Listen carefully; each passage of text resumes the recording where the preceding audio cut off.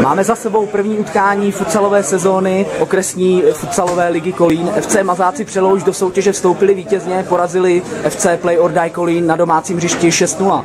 Svoji první nulu ve futsalové kariéře vychytal brankář Jakub Kmošek. Já ho teď vítám u rozhovoru.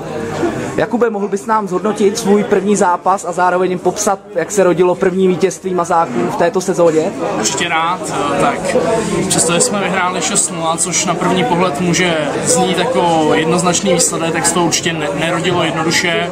Do zápasu jsme vstupovali s tím, že chceme soupeře přejet.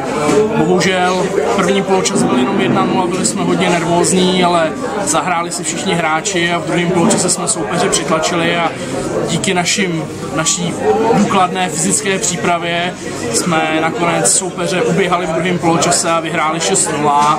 Krásný výsledek, přišlo nás pozbudit hodně lidí, což je super. Vnímal si třeba diváky, přišla fantastická návštěva. Přišlo spousta lidí, byli jsme tím strašně mile překvapení, trochu nám za začátku svazovalo nohy, ale pak jsme se rozehráli a bylo to dobrý a doufáme, že i do dalších zápasů nás přijde pozbudit tohle množství a že ty diváky budeme dobře slyšet a že nás pozbudí.